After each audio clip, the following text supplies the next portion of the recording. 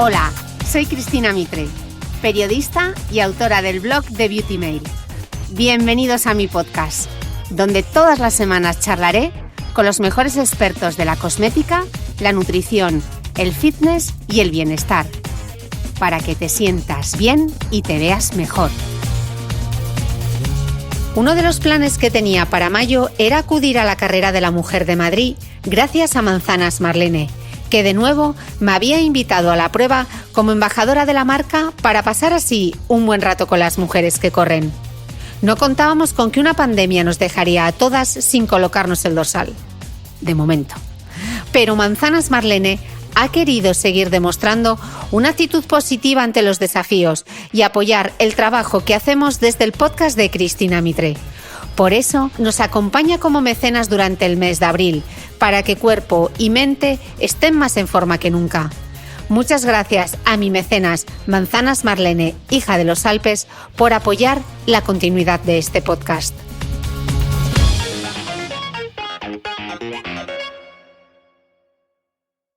Gracias a Internet tenemos mucha información a golpe de clic, pero lo que leemos haciendo una búsqueda en Google responde al capricho de un algoritmo y no siempre el contenido de calidad es el que mejor posiciona, es decir, no te sale entre los primeros resultados. Por otro lado, la guerra del clickbait ha hecho que muchos medios se olviden del código deontológico. Sí, los periodistas también tenemos uno, como los abogados o los médicos. Pero cuantos más clics tiene una información, más ingresos publicitarios. Y así, de vez en cuando, aparecen noticias sobre los peligros de la cosmética, con titulares sacados de contexto o directamente engañosos, que desafortunadamente se comparten en redes sociales a velocidad crucero. Y aquí llega el tercer acto de esta tragedia. Las redes sociales, donde no hay ley, literal, porque nadie cumple con la ley de la publicidad. Y lo más grave, no hay criterio ni sentido común.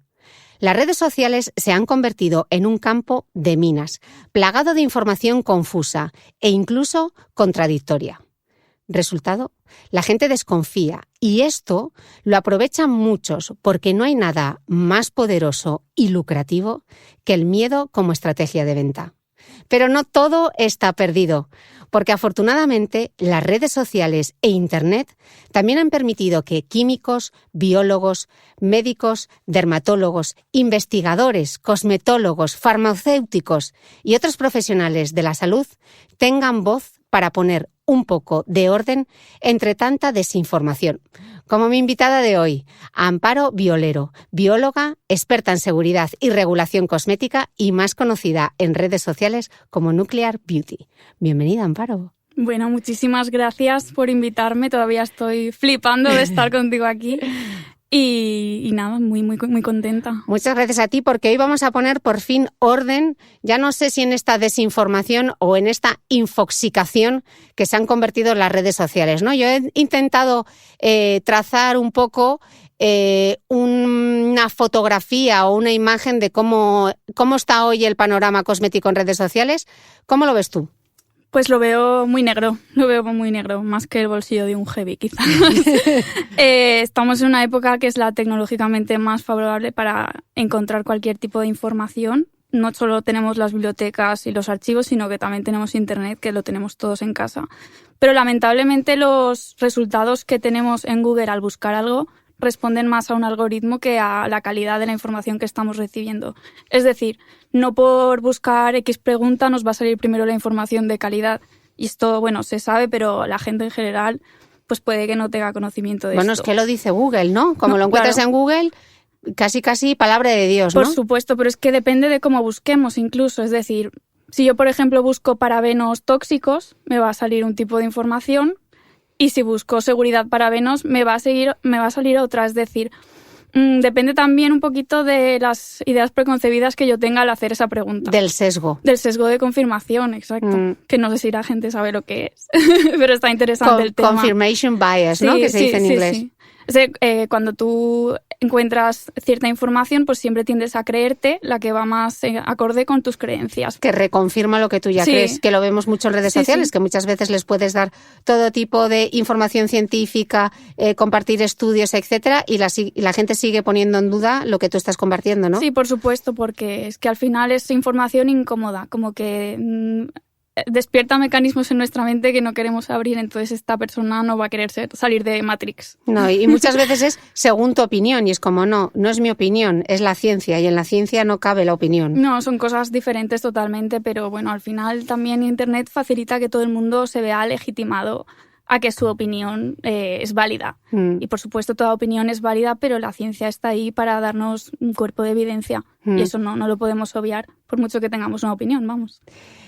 Hoy vamos a hablar de desinformación cosmética en la red, y como hay muchos mitos alrededor de toda la información, de los productos, de los ingredientes, etcétera, yo creo que lo más adecuado para arrancar este podcast sería hablar de cómo se regula un cosmético en Europa, porque parece que aquí cualquiera saca una crema y no es así. Uh-huh. Los controles son estrictos, ¿no? Exacto.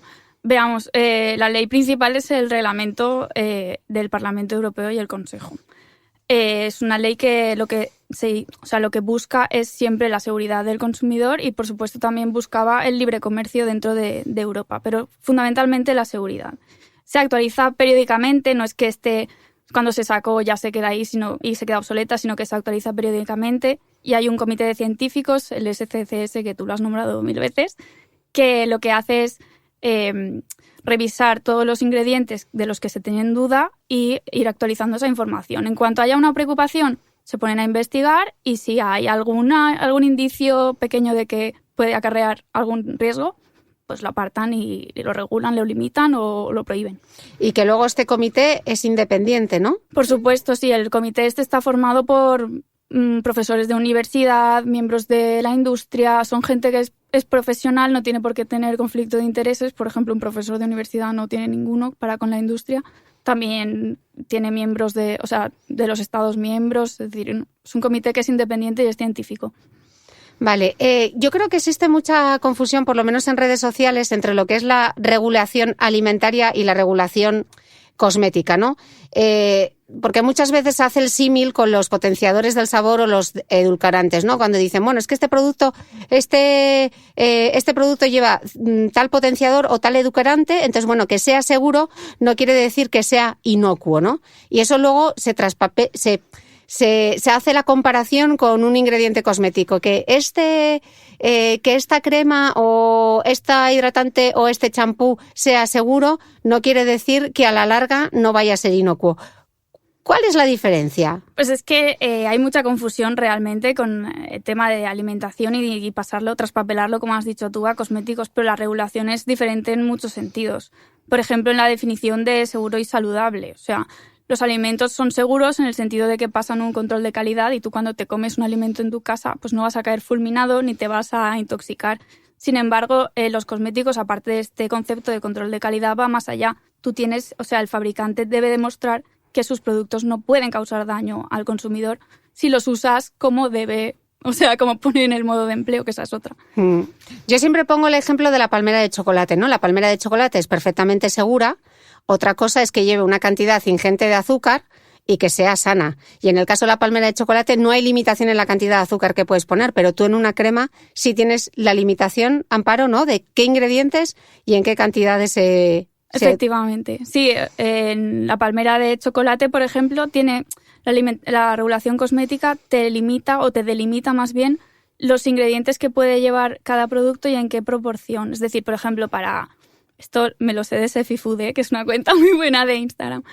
Por ejemplo, para el chocolate blanco tiene que cumplir pues cierta proporción de manteca de cacao, cierta de azúcar, pero no te limitan ese azúcar, tú puedes ponerle cuanto quieras. Sin embargo, en cosmética, los ingredientes de los que se tiene una mínima duda o que implican un mínimo riesgo, se limita su concentración a cierta proporción, y tú tienes que cumplir eso sí o sí. Igual que pasa en el tema de la regulación alimentaria y la cosmética, luego llevamos también el real food, que hemos hablado mucho en este podcast de nutrición, también se aplica a la cosmética, ¿no? Entonces te encuentras ejemplos en redes sociales de si no puedes comértelo, no lo apliques a tu piel, ¿no? Eso es un poco absurdo. ¿Por qué es absurdo? Bueno, porque el real fooding lo que aboga es por abandonar los alimentos ultraprocesados en pro de alimentos pues reales, que sean, conforme salen de la naturaleza, pues la carne, el pescado, no tienen ningún aditivo ni conservante. Sin embargo, si tú quisieras hacer real cosmetic, no podrías, porque en mayor o menor medida cada uno de esos ingredientes que estás usando en el que estás incorporando en el cosmético y el cosmético en sí pasan por un procesado. O sea, aunque lo hagas en casa, todos esos ingredientes han sido procesados previamente. Es decir, no es transponible. Yo creo que mucha histeria de la que hay en cosmética viene precisamente del real fooding, de que la gente está preocupada por su salud y sin querer, inconscientemente, pues piensa que tiene que leer la etiqueta de un cosmético como se lee la etiqueta de un alimento. Y no es así para nada. No, para nada, porque para los cosméticos, o sea, el alimento ya hemos dicho que puede ser saludable o no, en cuanto a que si comes muchas palmeras de chocolate puedes tener más papeletas para sufrir cierto tipo de enfermedades. Sin embargo, con un cosmético no pasa porque cuando sale al mercado ya es seguro. Claro, una cosa es que sea seguro y otra cosa ya es que sea eficaz. Eso es totalmente diferente. Que es totalmente diferente. Eso es. También otro problema que existe, yo creo, en redes sociales es la falta de formación en química de la población en general, yo incluida, que yo no hago química desde segundo de BUP, y yo creo que eso hace que muchísima gente sea más susceptible a toda esa estrategia del miedo, ¿no? ¿Qué es la quimiofobia, Amparo? Que hablamos tanto y tú en redes sociales tienes incluso un destacado en tu cuenta de Instagram. Sí. La quimiofobia es la noción de que lo químico es tóxico y no natural. Es como un miedo infundado a la química y a las sustancias químicas.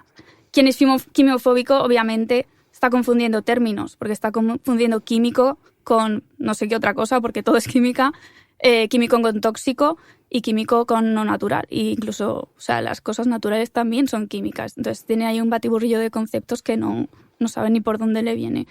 Pero bueno, el tema del miedo y la quimofobia es algo que tenemos desde prácticamente el siglo pasado y ahora yo creo que con tanta información como que se ve acentuado. Sí, yo creo que además el miedo se ha convertido como en un argumento muy poderoso y además es que es mucho más barato, ¿no? Porque es más sencillo diferenciar tus productos por lo que no son que por lo que son, porque si no tienes algo interesante que vender es mucho más lucrativo y más sencillo atacar lo que tiene el resto, ¿no? Claro, es que el miedo es como algo muy visceral y muy primario, ¿no? Yo qué sé, yo si veo una cucaracha me entran taquicardias, pero si leo un artículo científico pues no me pongo así. Quiero decir, cuando tú estás intentando infundir miedo, consigues una reacción en el consumidor mucho más potente que cuando le estás explicando científicamente por qué tu activo funciona o no. Entonces es una estrategia, como has dicho tú, bastante barata y, en mi opinión, un poco bastante sucia. Ya, lo que pasa que el problema es que el miedo y todos esos titulares basados en el miedo atraen mucho más la atención de la gente que la verdad en sí misma, ¿no? Entonces es muy complicado el papel que tenéis muchos en redes sociales de intentar desmitificar todo eso, porque siempre vamos a hacer clic en la noticia que te dice los protectores solares llegan a sangre, que por cierto era algo que ya sabíamos desde hacía muchísimo tiempo y que no quiere decir nada, ¿no? ¿Cómo combatir eso? ¿Cómo combatir esto? Pues, si te soy sincera, todavía yo no tengo la clave. Me gustaría, por ejemplo, para el futuro que en el colegio o en casa, pero que se diera una educación a los niños para que tuvieran un poquito más de pensamiento crítico. Luego, quizá por parte de las autoridades, igual que se ha hecho con la campaña Comprueba, que va contra de las pseudociencias, pues me gustaría que divulgaran también un poquito más sobre los cosméticos, porque al final son productos que están muy a la orden del día y que al final están también muy denigrados. Y luego, por parte de los científicos, a ver, sinceramente somos un poco vagos, porque divulgar este tipo de cosas implica tener tiempo, esfuerzo, no te pagan y encima te insultan por todos lados. Entonces es un esfuerzo grande, aunque ya hay cuentas muy buenas, pero es un esfuerzo muy cañero. Amparo, ¿tiene sentido hablar de cosméticos libre de químicos cuando todo parece que es química? Bueno, igual de sentido tiene esto que las chanclas con calcetines. Es como la mayor estupidez que se ha dicho acerca de los cosméticos y lo peor es que mucha gente se lo cree y lo defiende.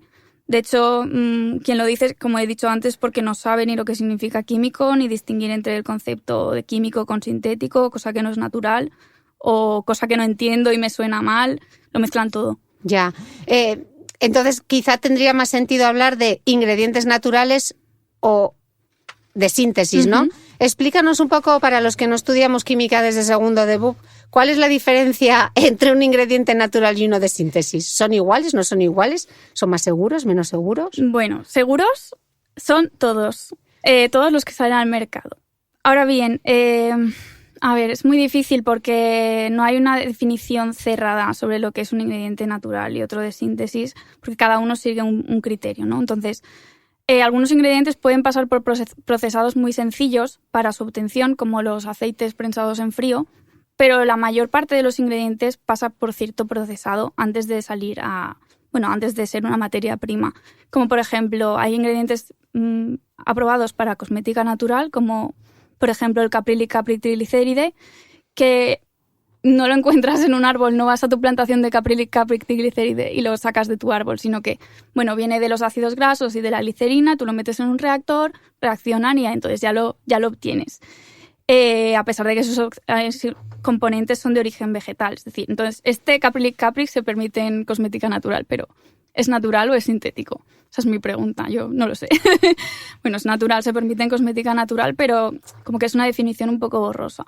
Luego está, por ejemplo, el ácido hialurónico, que en cosmética natural se permite, pero se obtiene a partir de bacterias modificadas genéticamente, o sea, transgénicas. Pero se permite, ¿por qué? Porque quien lo hace es una bacteria. Pero es que esa bacteria yo la he modificado antes. Entonces, ¿es natural o es sintético? Y, por ejemplo, otro ejemplo que me gusta mucho es el de la parafina. La parafina... Te decir el aceite mineral, que es un fósil. Sí. Más natural que eso, ¿no? La parafina procede del petróleo y es un combustible fósil. O sea, esos son animales y plantas que cayeron al fondo del mar en su momento, sedimentaron y ahora son hidrocarburos, pues... Pero claro, nos suena a gasolina. No, pero... Nos suena como a sucio. Claro, es como petróleo, qué asco. No, pero la parafina supongo que por tema medioambiental del petróleo y tal no se permite en cosmética natural, pero bueno, para mí sería un cosmético natural, o sea, un ingrediente natural, ¿no? Sale de la naturaleza. Entonces la distinción entre natural, sintético y semisintético es borrosa, como he dicho, pero en mi opinión también un poco absurda, porque solo está como poniendo en relevancia el origen que tiene y al final uno se está refiriendo a si procede de la naturaleza directa o indirectamente, pero esto no me da ningún tipo de información adicional a mí. Ya, yo creo que la mayoría en el subconsciente la reducción que hace es natural igual a seguro. Pero no, o más seguro, o claro, menos tóxico, o menos procesado. Pero no siempre es así. No. Bueno, seguros son todos. Nada que ver. Y tóxicos no hay ninguno. Nada que ver. No sé, pregúntale a alguien si los hongos alucinógenos son seguros. Probablemente te dirán que son divertidos, pero seguros y son naturales. No, y son naturales. O el opio. O la cicuta, que dice la boticaria. Exacto, ¿no? O el arsénico. No tiene nada que ver. Es como una mezcla de conceptos un poco... borrosa. Quien te dice que lo natural es más seguro es porque realmente no ha investigado mucho en él. O porque tiene un interés detrás para venderte algo también, ¿no? A veces. Eso es. ¿Qué opinas de las aplicaciones móviles que evalúan la seguridad de los ingredientes? Gente que va y hace escáner de las etiquetas. A ver, como persona que se dedica a la seguridad de cosméticos, para mí es una ofensa personal estas aplicaciones. Tienen una aproximación muy simplista en la que no te están diferenciando entre el peligro y el riesgo de los ingredientes. Entonces, solo te están dando códigos de colores, en plan, este ingrediente está en rojo, pues es tóxico, este ingrediente está en verde, no es tóxico. Pero estos datos se los han sacado quizá de Wikipedia o en el mejor de los casos de EWG. Environmental Working Group, Exacto. Que luego hablaremos. Danos la diferencia entre peligro y riesgo. Claro. ¿A qué te refieres? Para explicárselo un poco a los escuchantes del podcast. Con mucho gusto. El peligro es una propiedad intrínseca de los ingredientes. Es su capacidad para hacerte daño. Bueno, es de los ingredientes o de lo que sea. Es la capacidad de algo para hacerte daño. Como por ejemplo, pues un león entraña un peligro para ti, ¿no? Te puede hacer daño. Sin embargo, el riesgo es la probabilidad de que este agente te cause un daño. Si este león está enjaulado, tiene un gran peligro, pero tiene un bajo riesgo. Si tú estás dentro de la jaula, tiene un gran peligro y un alto riesgo. Entonces, el riesgo es algo que depende tanto de la dosis a la que administres el agente, como de la exposición a la que tú tengas a la gente y de las circunstancias. Entonces es algo diferente. Y estas aplicaciones, o no aplicaciones, sino páginas web incluso, no están diferenciando entre peligro y riesgo. Y lo que hacemos los evaluadores de la seguridad es cuantificar ese riesgo, ponerlo sobre la mesa y decir, bueno, este riesgo no supera los límites que son asumibles, entonces el producto es seguro. Entonces, cuanto a si un software podría hacer una evaluación de la seguridad digna, pues si le metieras todos los datos y tuviera en cuenta todas las situaciones, porque lo que hacemos nosotros es un caso por caso, no es lo mismo evaluar la seguridad de algo que se puede inhalar como un protector solar en spray que algo que solo se va a poner pues sobre una zona de la piel como el rostro, depende, es todo caso por caso. Entonces, si un software pudiera hacer esto, pues ojalá, yo no tendría trabajo, pero ojalá, pero para el consumidor actual este tipo de aplicaciones no tienen mucho sentido para saber la seguridad de los productos, solo tendrían sentido para conocer qué hace cada ingrediente, quizá, para saber su función.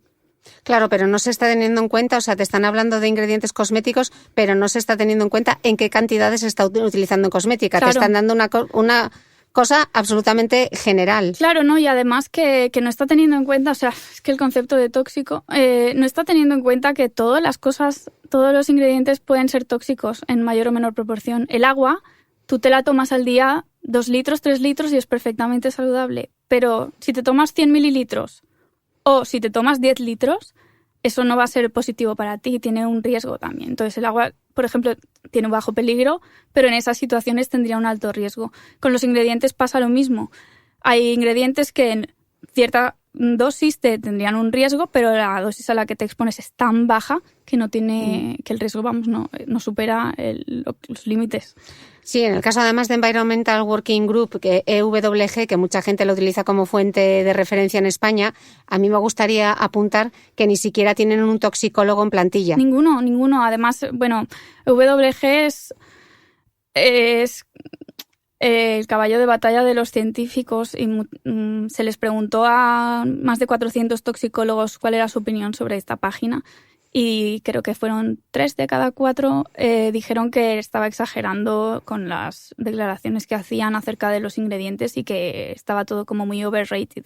Lo que sí es cierto, lo que decíamos antes, ¿no? Que no sabemos muy bien por qué, pero en el esquema mental de mucha gente es asociar lo natural a algo más seguro. Entonces, igual si pusiésemos un ejemplo en concreto como el de los aceites esenciales, ¿no? Que lo hemos hablado muchas veces, los aceites esenciales, es que son naturales, etcétera, pero potencialmente también pueden provocar muchas alergias, pueden ser incluso fototóxicos, ¿no? Sí, de hecho las producen. Hay un ejemplo bastante chulo, que es un estudio que es de una persona que se dedicaba a la aromaterapia y desarrolló alergia a 18 de los aceites esenciales que utilizaba porque se estaba continuamente exponiendo a ellos. Y los aceites esenciales contienen alérgenos, que son moléculas que se sabe que pueden causar alergia y que se tienen que declarar obligatoriamente en el INCI, que como digo, pues tienen su potencial peligroso. De hecho, pueden desencadenar reacciones alérgicas tan fuertes que se desaconsejan por precaución para embarazadas. No se aconseja, pero ahora mismo los aceites esenciales son moda y la gente los utiliza hasta para tratar enfermedades, en plan de no, esto tienes que ponerte esencial oil de lavanda.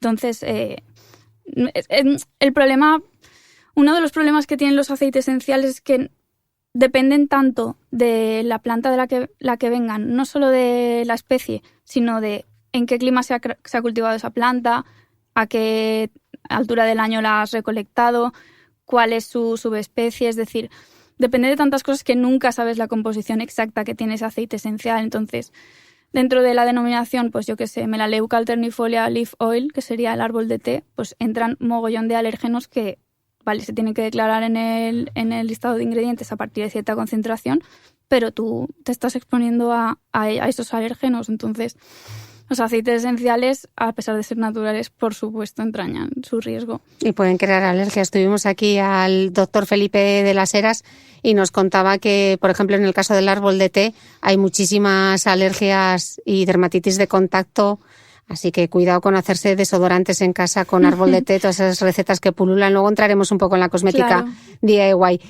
Además de pensar, normalmente el consumidor tiene esa asociación de que natural es más seguro. Por ende, piensa que es más seguro y además más sostenible. Y aquí sí que ya se nos caen todos los esquemas, porque no siempre es así. Ya, es que ya no tiene nada que ver, esto es mezclar totalmente. A ver, la sostenibilidad sería satisfacer las necesidades tuyas actuales sin comprometer a las necesidades de generaciones futuras. Entonces, esto implicaría, por aparte del cuidado del medio ambiente, pues un cuidado de un bienestar social. Parece que por ser natural un recurso vaya a ser más sostenible, pero no tiene por qué ser así. De hecho, en cuanto a medio ambiente, pues creo 1 litro de aceite de rosa son 4.000 kilos de pétalos, que equivale a un camión pequeño. Imagínate cuántas hectáreas de rosales hay que cultivar para obtener esos 4.000 kilos de pétalos. Entonces, todo al final para obtener 1 litro de aceite esencial de rosas, de verdad es necesario. Entonces, en este sentido, pues no sería sostenible. Luego, por ejemplo, tengo otro ejemplo en mente, que es el de la mica. La mica es un mineral natural que se extrae fundamentalmente en India porque es el mayor productor de mica. Pero se sabe que la mica en el pasado se ha obtenido mediante explotación infantil.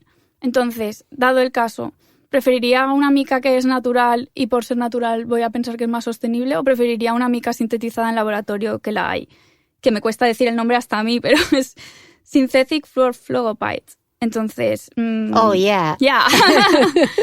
Entonces, llegado el caso, por supuesto, preferiría una mica sintética que para mí es más sostenible que una mica que tiene que pasar por explotación infantil para obtenerla. Y luego hay otro ejemplo chulo, que lo has mencionado antes, que es lo de la cosmética do it yourself.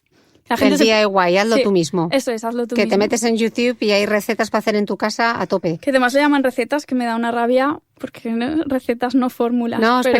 ya, es como... es como hacer un arrocito.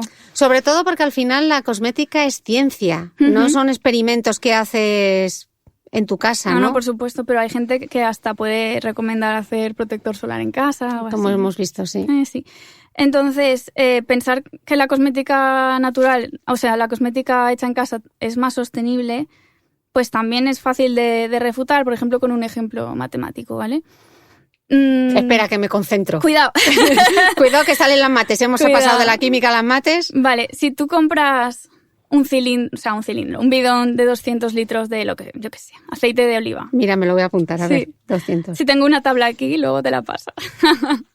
Tengo una tabla en mente. Vale, si tú compras un bidón de 200 litros de aceite de oliva, estás usando proporcionalmente 4 veces menos plástico para envolverlo que si compras 2 litros de aceite de oliva. ¿Por qué? Por la relación superficie-volumen. Cuanto más grande haces un objeto, menor es la relación entre su superficie y su volumen. Entonces, por eso, cuando compras cosas más pequeñas, estás usando proporcionalmente más plástico que si lo compras grande. O sea, que una persona que compra 2 litros de aceite de oliva está usando 4 veces más plástico que un fabricante. Además de eso, para hacer tus cremas caseras, nadie te vende 10 miligramos 10 gramos de Karité, 50 gramos de emulsionante. No te vende nadie cosas, o sea, materias en proporción tan pequeña, cantidades tan pequeñas.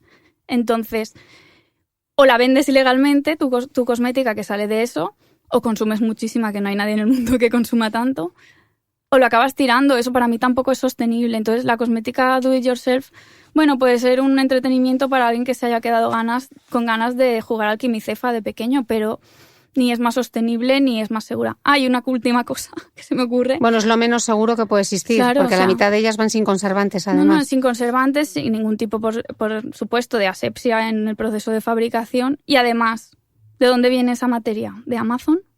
¿O con el mejor de los casos, del herbolario de tu barrio? Pero tú le has pedido la documentación al de la arboristería de tu barrio para saber que esa materia tiene un perfil de metales pesados que no supera ciertos niveles. Seguramente no tenga esa documentación ni él te la sepa dar. Entonces, si hay una cosmética tóxica, debe de ser la que tú haces en tu casa. Sí, porque ni medidas de seguridad, ni los recipientes que utilizas, nada, no. Ni en una zona estéril. Nada, no. Si es que al final esta gente acaba haciendo pastiches en casa. Entonces, pues ya te digo, puede ser divertido, pero entraña ciertos riesgos que hay que tener una formación para evitarlos. Y hay gente que vende incluso cursos de actos cosméticos en casa, cuya formación también es dudosa. Entonces, no sé, me parece un poco peligroso.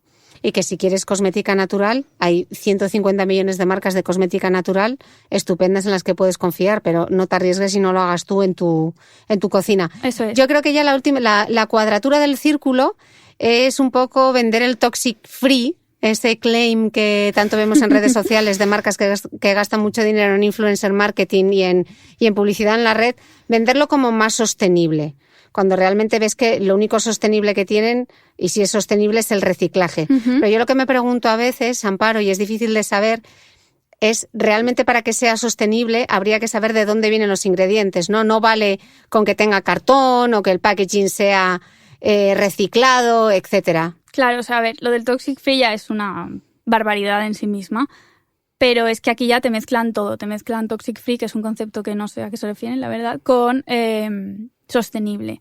Entonces, sostenible en cierta manera debería ir unido al concepto de proximidad, de comprar ingredientes de proximidad.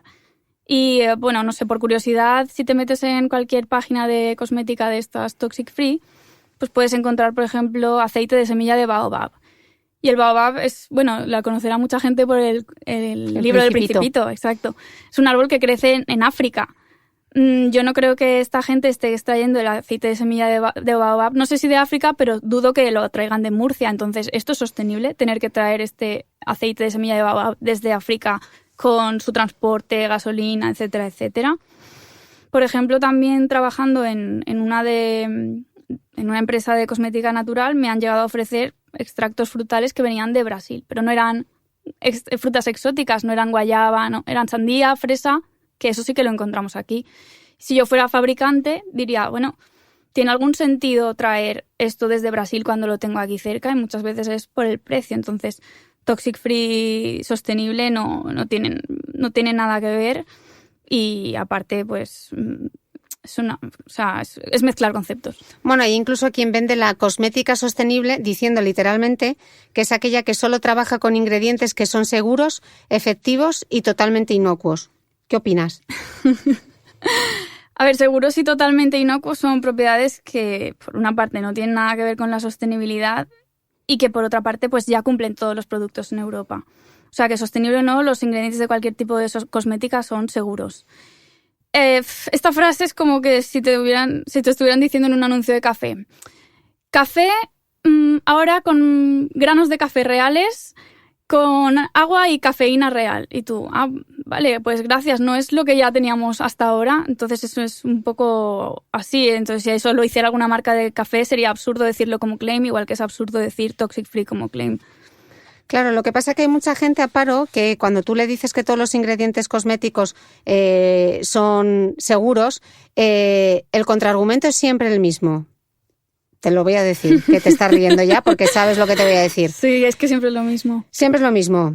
¿Y qué me dices, Amparo, del efecto cóctel y la acumulación? Vale, a ver, es que el efecto cóctel... Que curiosamente solo es una única fuente quien habla de efecto cóctel y acumulación, pero bueno. Sí, siempre han habido outsiders. A ver, la comunidad científica está bastante en consenso en que lo que hay en el mercado ahora mismo es seguro. Te van a decir todo tipo de cosas. Que este tipo de marcas que defienden lo del efecto cóctel y tal. Que 1 de cada 2 ingredientes es tóxico. Que se eliminan los ingredientes que son tóxicos, etcétera. Pero lo del efecto cóctel, si recordamos lo que estaba diciendo antes sobre el agua, de que todo ingrediente tiene su potencial de ser tóxico, también si existiese, que solo es una hipótesis, también se daría en esta cosmética toxic free, ¿no? Porque todos estos ingredientes también entrañan su peligro. Entonces, si hay efecto cóctel en un tipo de cosmética, también se daría en la toxic free. Claro, pero ellos dicen que solo utilizan ingredientes que son seguros. Ya, pero ellos pueden decir lo que quieran, pero vale, les invito a tomarse un chupito de decilglucoside, que es un texto activo que usan mucho y que luego nos cuenten. Tiene un pH de 12, o sea que ya van a salir mal parados. O sea que lo que estas marcas digan o no, al final, es claro, cómpranos a nosotros y cuéntaselo a tus amigos también, que nos compren a nosotros. Van a decir todo tipo de mensajes. O sea, como por ejemplo que tienen conservantes que no dañan a la salud. Y uno de los conservantes que utilizan es el benzilalcohol, que es un alérgeno de los que estábamos hablando antes, de los aceites, que está a veces en los aceites esenciales. O sea, eso tampoco tiene su toxicidad. Claro que está controlado, pero tiene su toxicidad. Entonces, como que te están vendiendo algo que no es cierto. Y esto de que la comunidad científica lleva años advirtiéndonos y tal, pues siempre suenan los mismos 2 o 3 nombres de investigadores. que, bueno, no es sospechoso que siempre sean los mismos y que sean tan pocos, no sé. Ahí lo dejo. No quiero entrar más, pero entonces ya te voy a sacar yo una cosa para que te mojes. Venga, vale. No a la crueldad animal. ¿Qué opinas de los sellos cruelty free? Esto es un tema muy controvertido. Muy controvertido. Vamos a explicar la legislación primero, ¿no?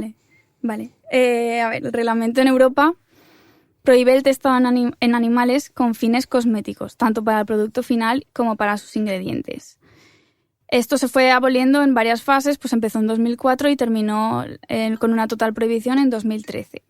Entonces, prohíbe a los fabricantes testar el producto final en animales en Europa o emplear ingredientes con fines cosméticos que han sido testados en animales.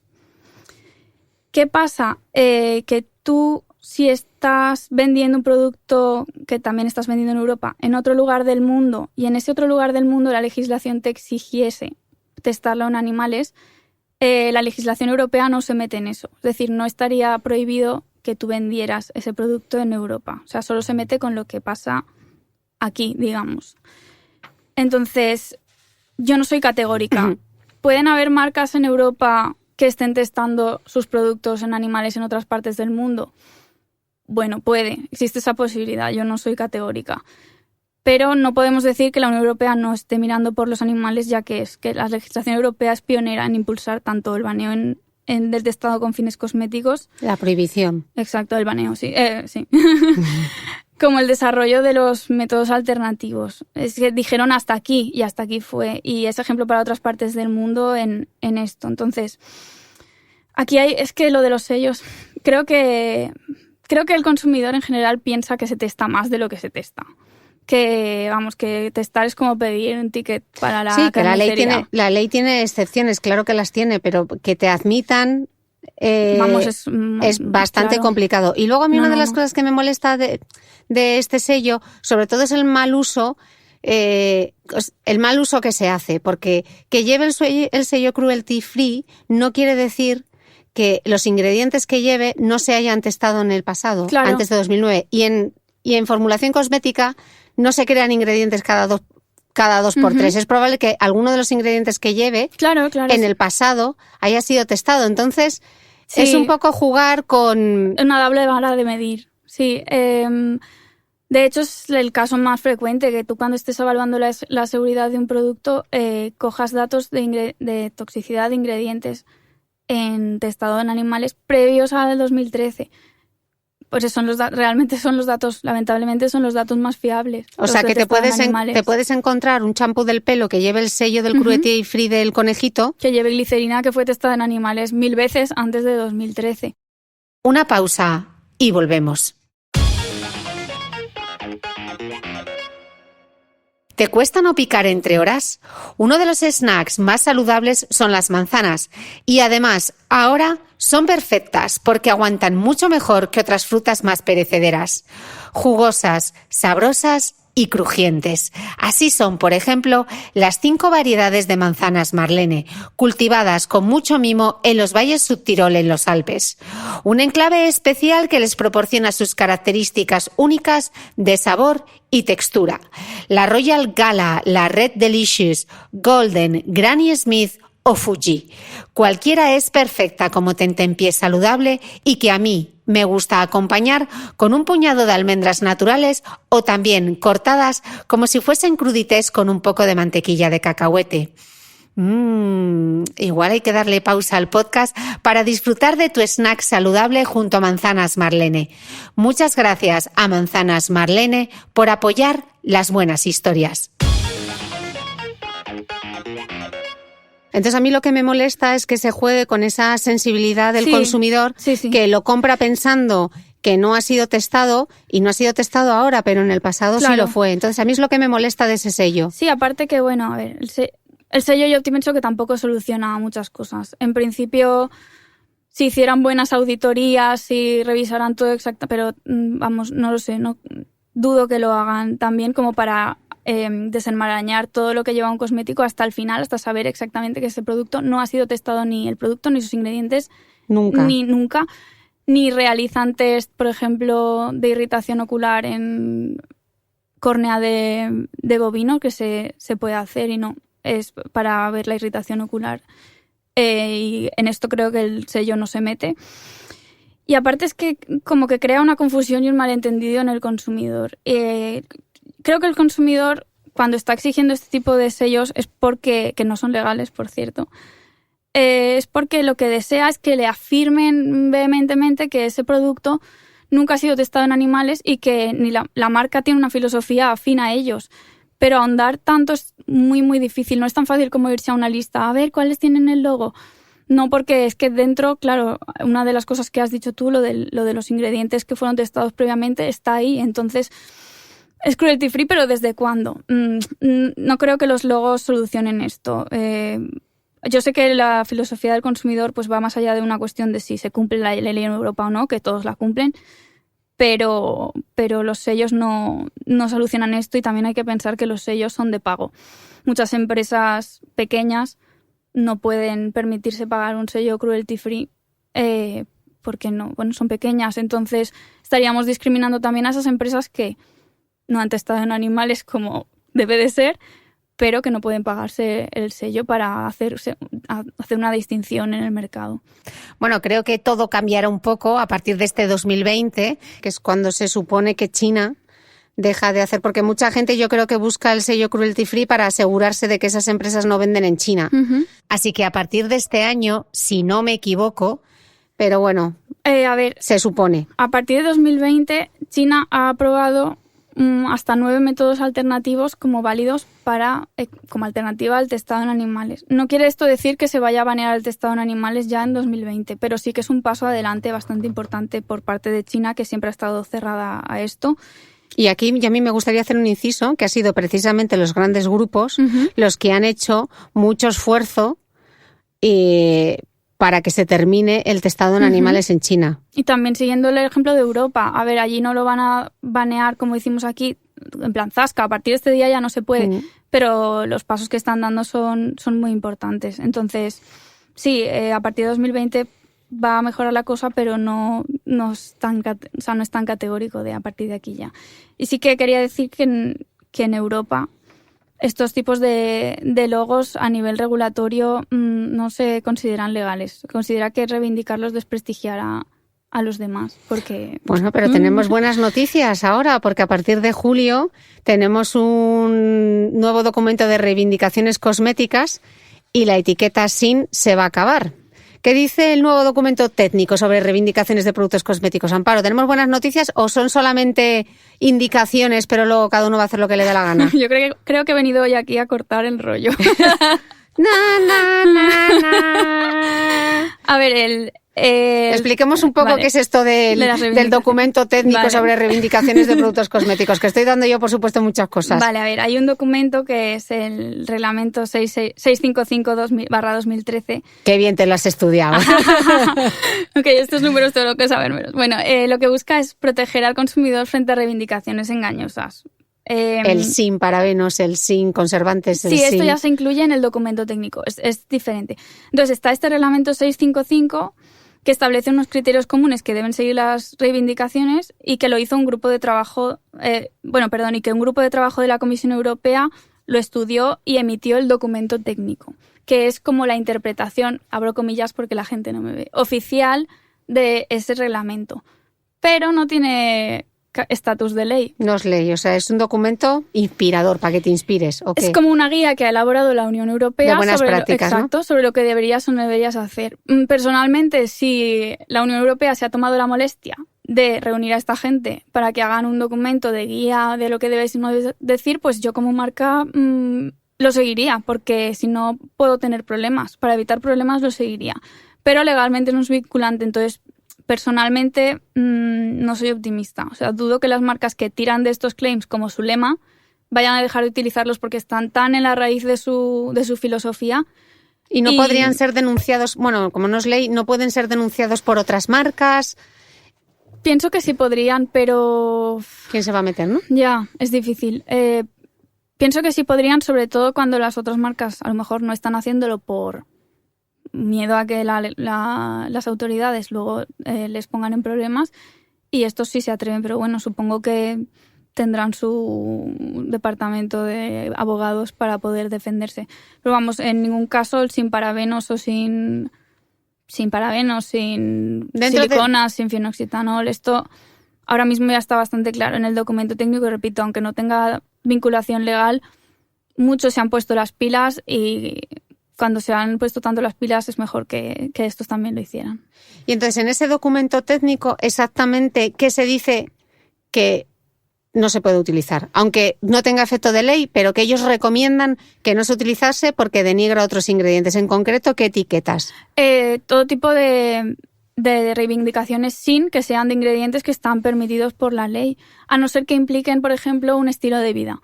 Por ejemplo, ahora voy a dar un par de ejemplos, pero sin parabenos no se permitiría porque los parabenos son ingredientes legales, seguros, etc. Sin gluten sí se permitiría en productos que tengan sentido, como por ejemplo pastas de dientes que pueden ser ingeridas o barras de labios que puedan ser ingeridas, pero no se permitirían para un champú porque no tienen ningún tipo de como sentido. Lo hemos visto este año con un champú de Herbal Essence sin gluten, que era como te vas a beber la botella. Pero no tiene ningún... Claro, sí. Bueno, espero que no. En un producto de aclarado, además. Exacto. Hipoalergénico pues tampoco se permitiría porque tú realmente no puedes demostrar que tu producto no va a producir alergias a nadie del mundo. Es que cualquier molécula puede desencadenar una reacción alérgica independientemente de su origen, ya sea natural o sintética, puede desencadenar una reacción alérgica. Entonces, tú poner hipoalergénico no es una reivindicación que se considere legal. Sin parabenos, sin siliconas, sin fenoxitanol, sin SLS, todo este tipo de claims que muchos lo ponen ahí como una listita detrás de su producto. O delante.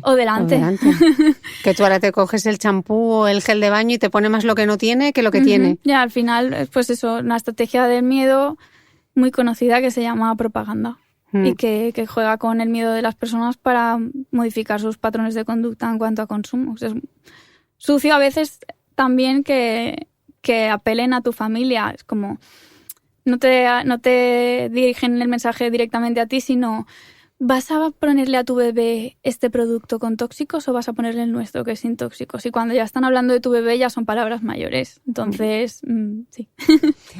¿Cómo se regula la cosmética natural? Es exactamente igual que el resto.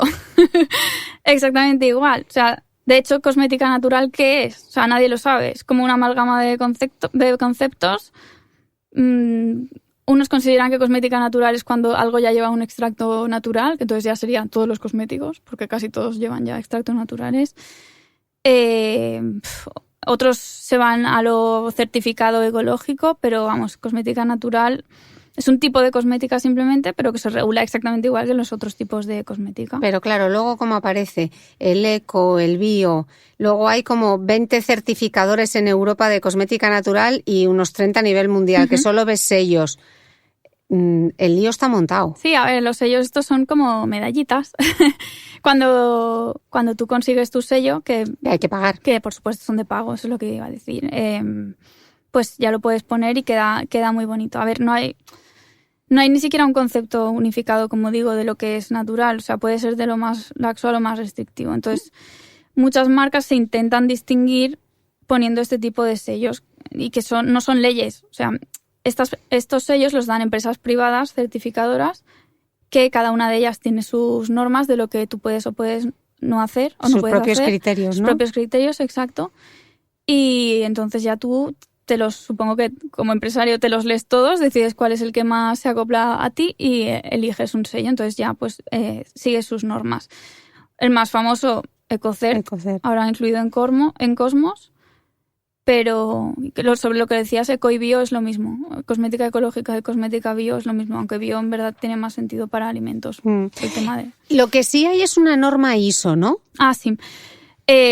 Como ya te digo, había tanto batiburrillo en este tipo de empresas certificadoras, cada una de su padre y de su madre, hubo un intento de armonizar todos estos criterios en una norma que es internacional, que es la ISO 16128. No es una ley tampoco, son unas guías, unas guidelines. Entonces, esta sí que te dice que es un ingrediente natural, que es un ingrediente orgánico, pero básicamente lo único que te ayuda es a calcular el porcentaje natural de tu producto. Entonces, tú puedes poner en tu producto fuera ISO tal. Sí, pero a nadie le gusta. Quiero decir, puedes poner 96% de ingredientes naturales, por ejemplo, y luego puedes poner una frase súper fea que sería siguiendo la ISO, tal, no sé qué, pero es que nadie conoce esta ISO, no tiene prestigio, no tiene valor y la gente al final prefiere un sello. Entonces esta ISO la verdad que no ha aportado mucho nuevo y los fabricantes, si se decantan por este tipo de cosméticas, siguen prefiriendo a las certificadoras, que eso es al final, pues lo que te decía, medallitas de que has conseguido esto o lo otro, y de cara al cliente parece que te da cierto prestigio porque, de nuevo, confunde términos como seguro con natural. Alguna etiqueta que sí que me parece más interesante sería la Ecolabel, que es sobre la sostenibilidad. Esa sí que es la única certificación europea que asigna la Comisión Europea y que implica que tu producto tiene un bajo impacto ambiental en todo su ciclo de vida. Esta sí que me parece interesante. Uh-huh. No una que te diga que el cosmético es natural u orgánico, porque a mí eso no me aporta ningún tipo de información adicional. Y otra que me interesa también sería la de Fairtrade. Comercio justo, ¿no? Exacto, comercio justo. Creo que la cosmética sostenible ahora mismo está yendo más a por este tipo de sellos y en esta dirección, más que lo natural y orgánico, que esto ya se ha quedado en el pasado casi. Es como, no tiene nada que ver sostenible con natural, como hemos dicho antes, y creo que vamos a ir más en esta dirección. Muy bien, Amparo, haciendo una predicción de futuro, como vas a volver a este podcast, dentro de 6 meses revisaremos si estamos yendo hacia la cosmética natural más sostenible y dejamos el argumento del miedo y de la quimiofobia fuera. Uh-huh. ¿Cuál es para ti el mayor bulo cosmético o la mayor burrada que has visto en Pues Internet? Hay varias que me gustan bastante. Venga, te dejo un par de ellas. Hay una que es el total porcentaje de los ingredientes que pones en tu piel se absorben. Es como si la piel fuera una esponja. O sea, la piel está ahí para ser una barrera natural. Si no, cada vez que te ducharas absorberías todo el agua y tu equilibrio de electrolitos se iría a parla. O sea, no es así, la piel no absorbe nada. De hecho, si te pones en el worst case scenario, que sería el peor caso de todos, en las evaluaciones de seguridad el SCCS te recomienda considerar como caso, ya te digo, como el caso peor, 50%, pero ni de coña todo penetra a ese nivel. De hecho, la definición propia de cosmético ya implica que no va a penetrar a capas más profundas que el estrato córneo. Entonces, este bulo sí lo veía en una modelo muy famosa y es eso, parece que vayas a ser Bob Esponja y te vayas a tragar todo lo que pones en tu piel. Y ojalá los formuladores consiguiesen, ¿no? Es que es eso que lo las que buscan, moléculas claro. llegasen. O sea, los formuladores se las ven muy, muy perras para poder... ¿cómo se dice en español?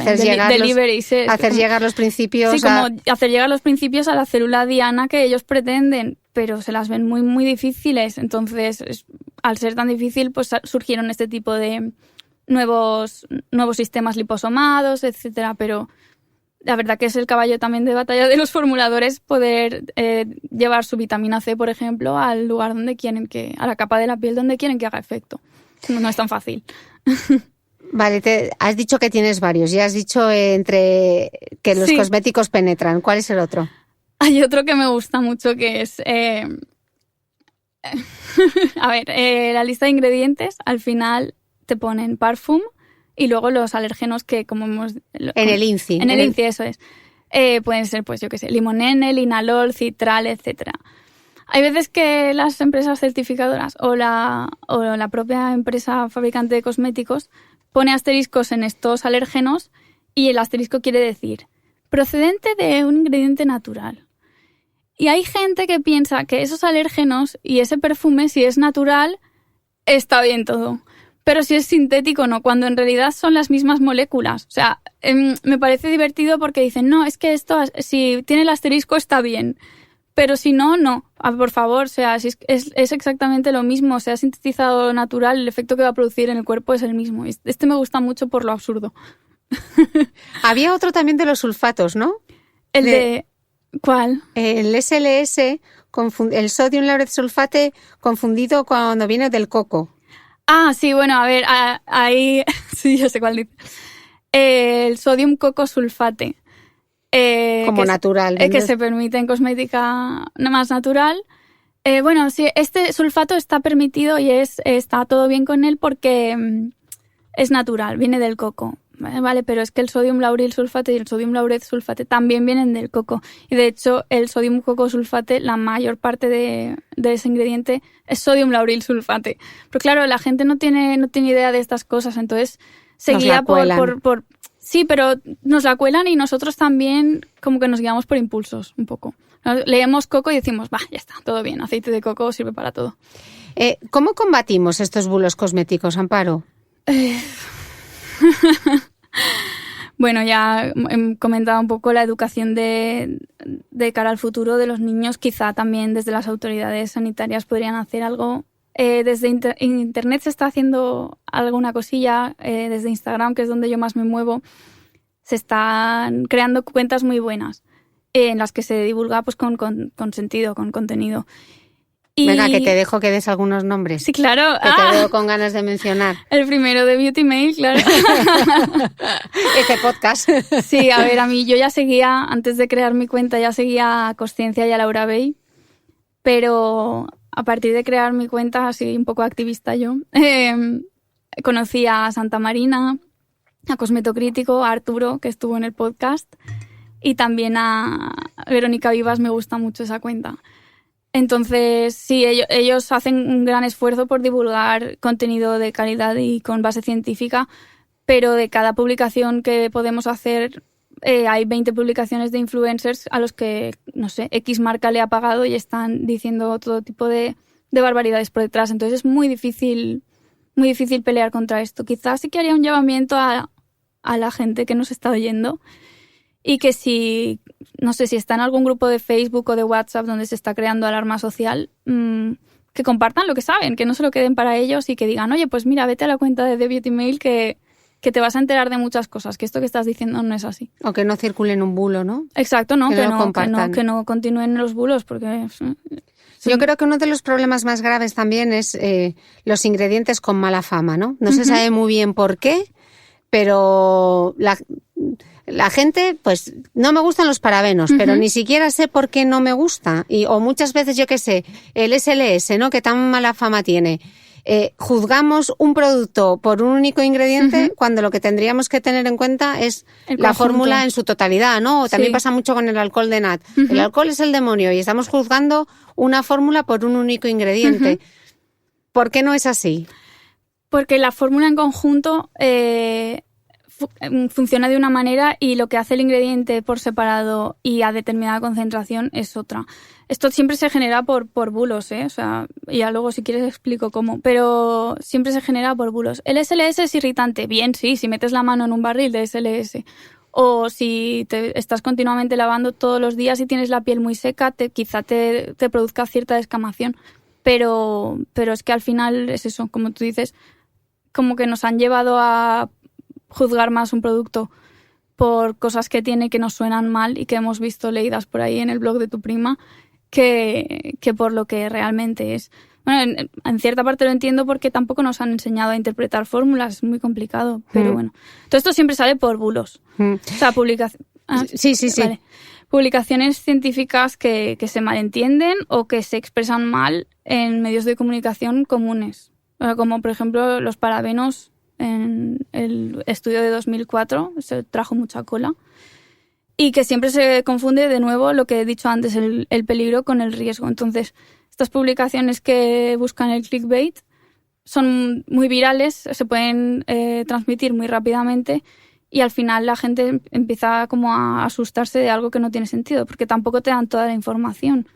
Por ejemplo, el BPA, que el bisfenol. El bisfenol A, que tiene carácter estrogénico y se dice que puede migrar desde el packaging hasta el producto cosmético.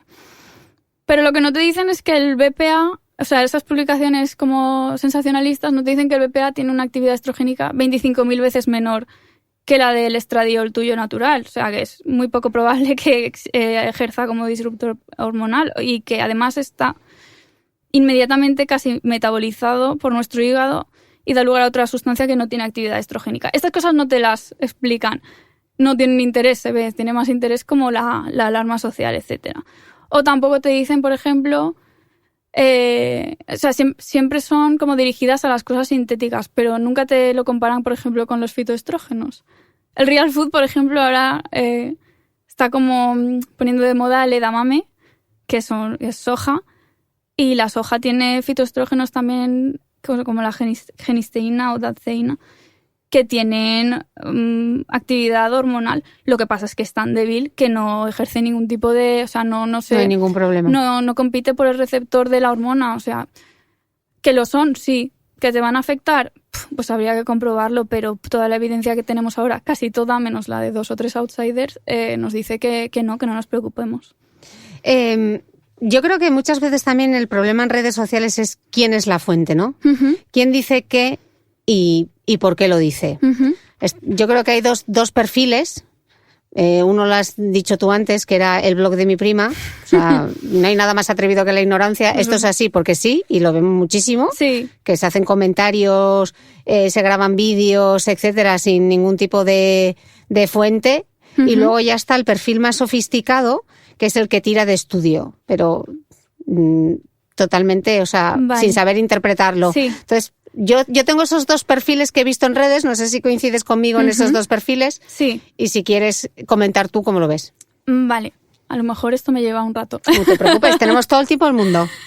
Vale, está el perfil que es un poco más sofisticado, como tú dices, que comparte estudios científicos y que igual es la persona que lo comparte es científica o no. Pero he de decir que no por ser científico o tener una carrera significa que sepas interpretar un estudio científico.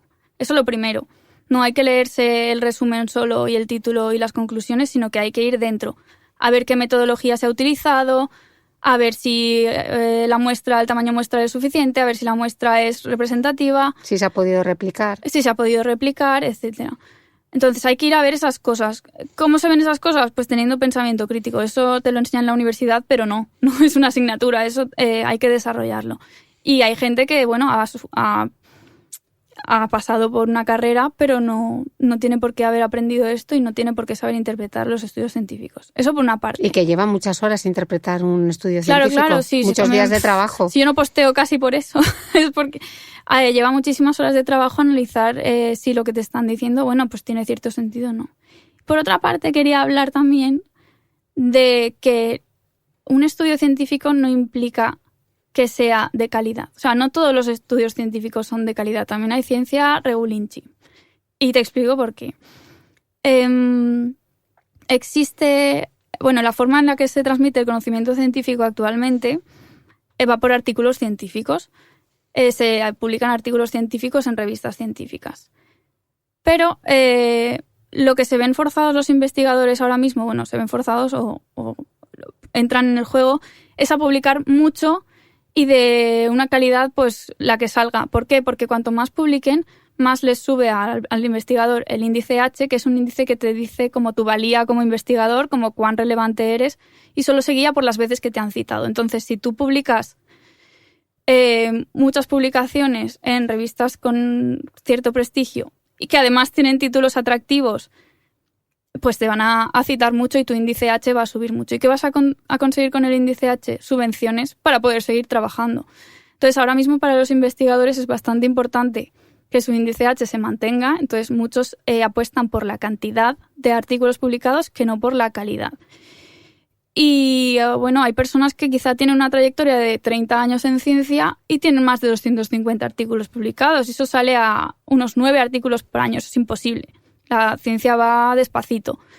La haces con calma, con cuidado y la pregunta principal que te tienes que hacer es si tu estudio va a aportar un conocimiento nuevo a tu área de conocimiento, si va a aportar avances.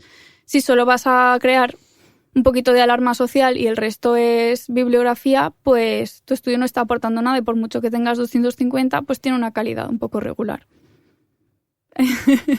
Entonces, bueno, el perfil que decía que comparte estos estudios científicos y que no los entiende, también puede ser que esté tirando de estudios de calidad un poco así.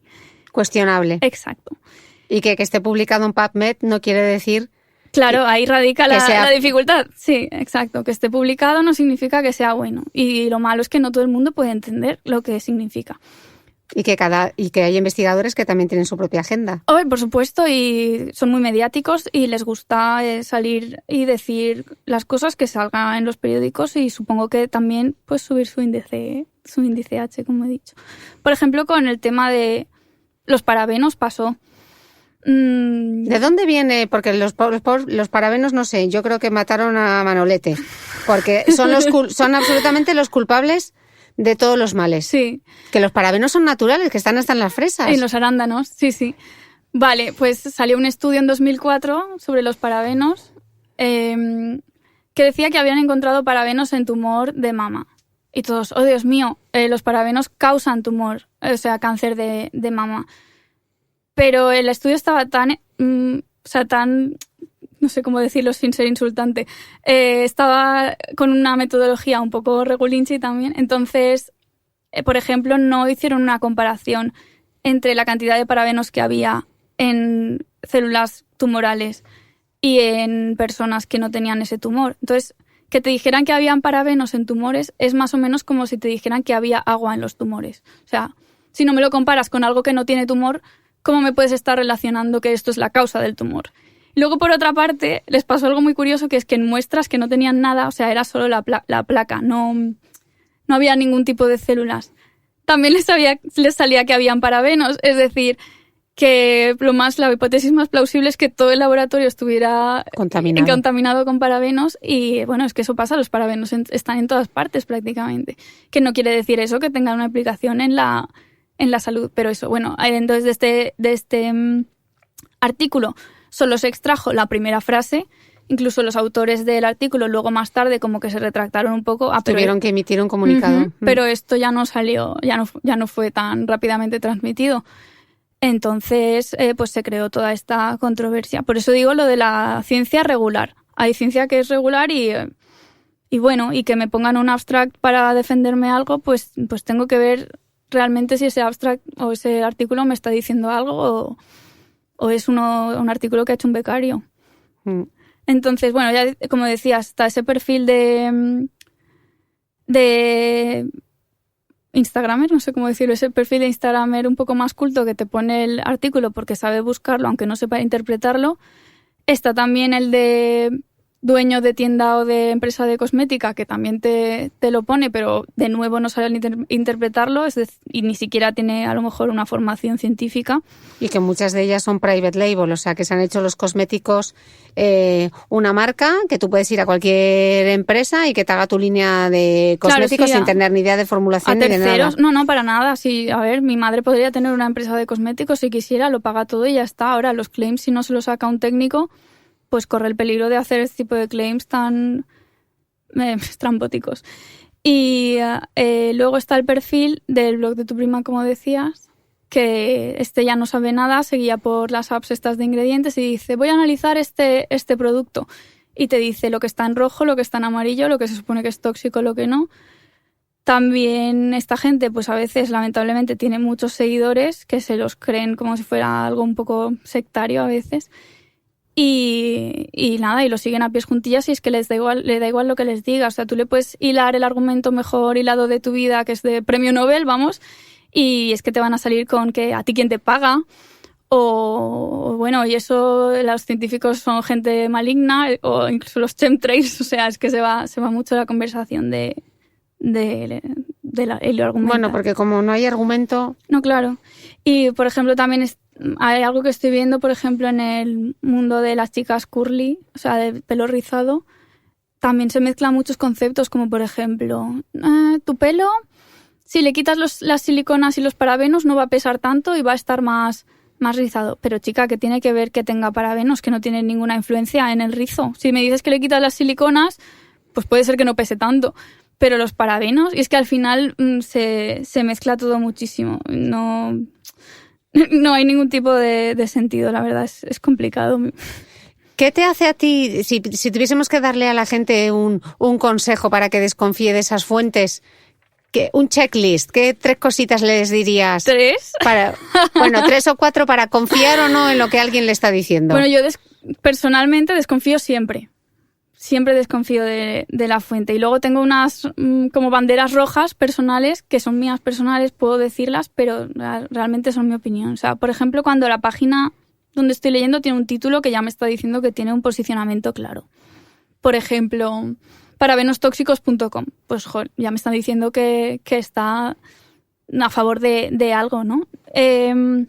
O aunque el nombre no diga nada, el nombre de la web en sí, pero si investigando veo que tiene un posicionamiento claro como EWG, pues no lo considero una fuente fiable.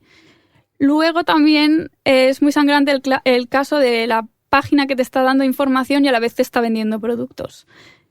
Pues esto también es como que me saltan todas las alarmas de Illuminati Detected. Es como, no, esto no me está contando una historieta, pero para que le compre a él porque me está intentando dar miedo. Y otras cosas, pues que a veces es triste, pero está en prensa. Cuando los títulos son sensacionalistas, es bastante como obvio que la información que te están dando no han ahondado mucho para saber si es cierta o no.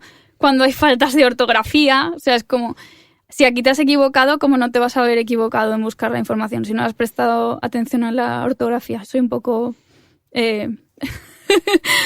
fetichista de la ortografía. Y cuando usan, por ejemplo, palabras muy repetidamente como químicos, tóxicos, toxinas,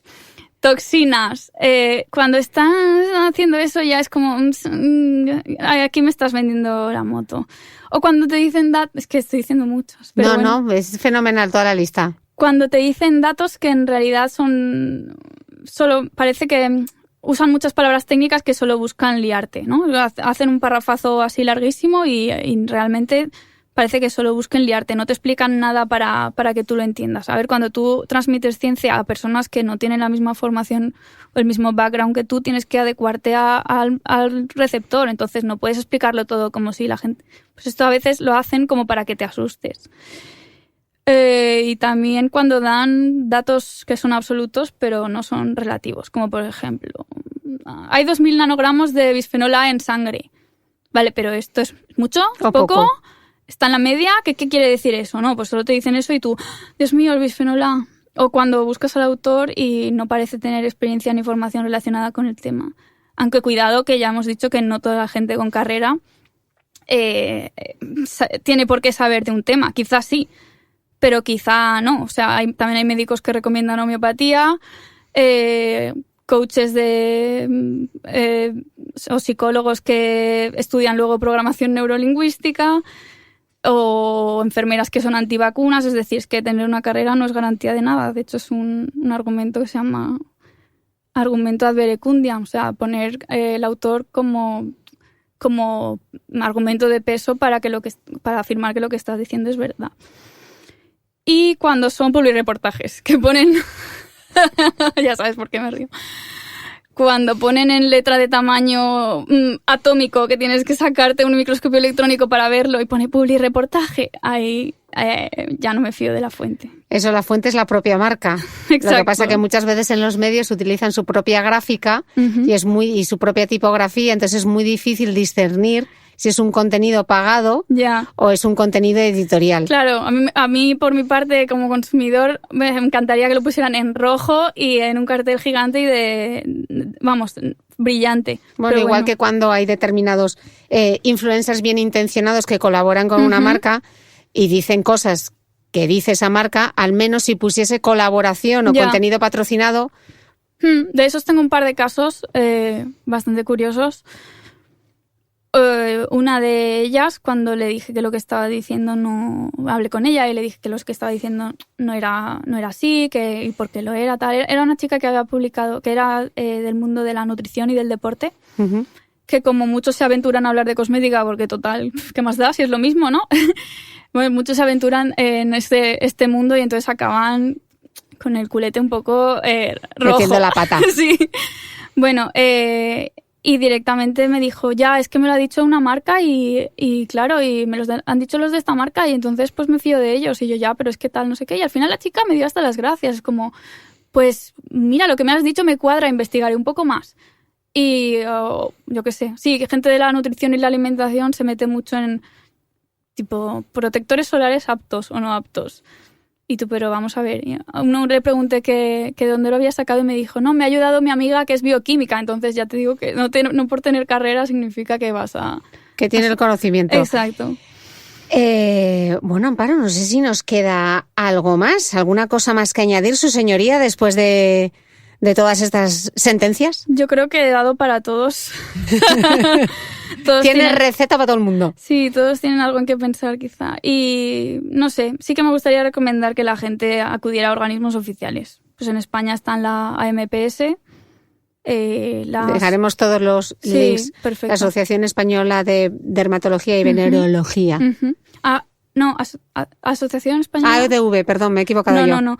Asociación Española del Medicamento y del Producto Sanitario. Vale, y yo he dicho la de dermatología. No pasa nada. Me he adelantado a tu pensamiento. Se te perdona, guapa. Pero eso también es buena fuente. Eso es. Y luego organizaciones como la Sociedad Española de Químicos Cosméticos, SEQC. Cuidado que hay otra SEQC que no es lo mismo. Y la Estampa, que es la Asociación Española de Cosmética y Perfumería. Entonces ahí pueden encontrar información pues contrastada, veraz. Si quieren pueden preguntarles a ellos que te contestan. O sea que no hay ningún problema. Ir a las fuentes oficiales pues siempre te va a quitar de dolores de cabeza. Y también cuidado con cómo se busca en Internet, porque eso, lo que digo, el sesgo de confirmación pues hace que al final los resultados que obtienes son los que en verdad los que quieres obtener. Lo que quieres escuchar. Uh-huh. A veces las verdades son incómodas, exacto, como algunas de las que hemos contado hoy. Sí. Amparo, muchísimas gracias. Te diré que llevamos 1 hora y 13 minutos, o sea, que se te ha pasado volando. ¡No me digas! Bueno, Amparo, millones de gracias. Ya sabéis que podéis seguir a Amparo en su cuenta de Instagram, en Nuclear Beauty. Muchísimas gracias, Amparo. Un placer estar contigo aquí en Valencia. Igualmente. Volverás, yo creo que volverás, porque tenemos que mirar a ver todas estas cosas que hemos contado. Yo creo que se me ha olvidado decir la mitad de cosas. A ver cómo va. Pues ya tenemos segunda parte. A vosotros, muchísimas gracias por estar ahí y nos escuchamos de nuevo el próximo domingo. No olvides que todas las notas de este capítulo están en mi blog de beautymail.es. Además, si no quieres perderte ningún capítulo del podcast de Cristina Mitre, suscríbete a thebeautymail.es y a cualquiera de las aplicaciones en las que puedes escuchar mi podcast, como Spreaker, Apple Podcast, Spotify, iVoox y YouTube. Solo tienes que buscar el podcast de Cristina Mitre y darle a suscribir. Y un último favor, si entras en iTunes y me dejas un comentario y además me regalas unas estrellas, ayudas a que este podcast tenga cada vez más visibilidad y pueda seguir creciendo. Te espero el próximo domingo con una nueva entrega del podcast de Cristina Mitre.